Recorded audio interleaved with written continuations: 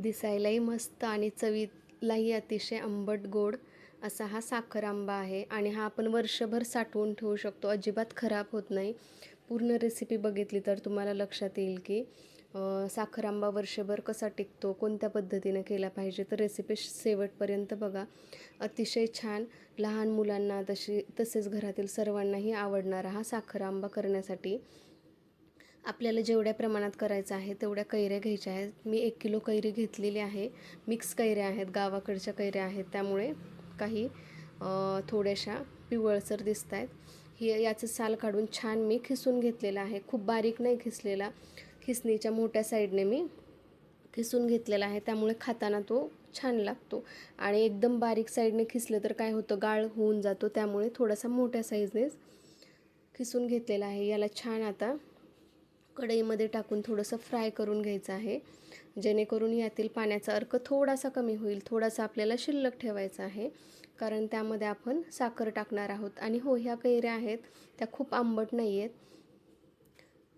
त्याच्यामुळे साखर आपण कमी प्रमाणात टाकणार आहोत. साधारणतः मी हे 1.5 ते 1.25 वाटी साखर टाकलेली आहे, कारण कैऱ्या कमी आंबट आहे. तुम्ही जर साखर आंबा बनवताना कैऱ्या आंबट असतील तर साखरेचं प्रमाण वाढवू शकता, 3 वाट्यापर्यंत साखर टाकू शकता. आमच्या घरात थोडासा आंबट गोड चवीचा साखर आंबा आवडतो, त्यामुळे मी साखर थोडीशी कमीच टाकलेली आहे. कारण साखर टाकली तर, जास्त प्रमाणात टाकली तर काय होतं, साखर आंबा हा गोडच लागतो आणि त्याचा आंबटपणा पूर्ण कमी होऊन जातो. त्यामुळे कमी प्रमाणात साखर टाकलेली आहे. तुम्हाला हव्या त्या प्रमाणात तुम्ही साखर टाकू शकता. आता छान ह्याचं पाणी होतं साखरेचं, आंब्याच्या जो खिसलेला खिस आहे त्यासोबत पाणी होतं आणि हे पाणी पूर्ण आटू द्यायचं आहे. छान हलवायचं आहे, अधूनमधून ह्याला हलवत राहायचं, नाहीतर काय होतं, कढईला खाली चिटकण्याची शक्यता असते. आणि गॅसची फ्लेम थोडीशी मीडियमच ठेवायची. आपण जर तिथेच थांबणार असू तर मोठी फ्लेम ठेवली तरी चालेल, पण काम करत करत करायचं असेल तर मात्र मीडियम ठेवा. 1 ते 1.5 चमचा आपण विलायची पावडर टाकायची आहे, त्यामुळे याला छान फ्लेवर येतो. आणि आता हे छान मिक्स करून घ्यायचं आहे. पाणी भरपूर सुटलेलं आहे साखरेला आणि या पाण्यासोबत आपल्याला आंब्याची जो कैरी आहे ती पूर्णपणे शिजवून घ्यायची आहे. हळूहळू आता हे जे पाणी झालेलं आहे त्याचं प्रमाण कमी कमी दिसायला लागेल, तुम्हाला बघू शकता कमी झालेला आहे. आणि थोडासा साखर आंबा आता चिकट होतोय. आपल्याला खूपही कडक होऊ द्यायचा नाही, नाहीतर खूपच पाणी आटू दिलं तर काय होईल, साखर आंबा हा कडक होईल.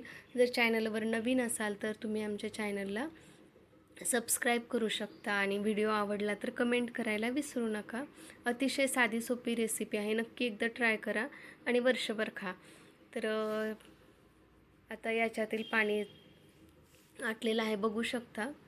एक थोडंसं राहिलेलं आहे. 5 मिनटात आता आपला साखर आंबा खाण्यासाठी तयार होणार आहे. साखर आंबा हा पोळीसोबत, ब्रेडसोबत किंवा जेवताना तोंडी लावण्यासाठी ही बेस्ट ऑप्शन आहे. नक्कीच एकदा, आता कैऱ्या आहेत तोपर्यंत ही रेसिपी करून बघा. बघू शकता किती छान कलर पण आलेला आहे. साखरेच्या पाण्यासोबत शिजवून मस्त असा सोनेरी रंगाचा साखर आंबा आपला तयार झालेला आहे. हा साखर आंबा आपण एखाद्या काचेच्या भरणीत किंवा प्लास्टिकच्या भरणीत ठेवला तरी चालतो. आणि असं वाटलं आपल्याला कैरीला पाड लागलेली नाही आहे, कोय झालेली नाही, तर मात्र तुम्ही साखर आंबा हा फ्रीजमध्ये स्टोअर करून हवा त्यावेळी खाऊ शकता.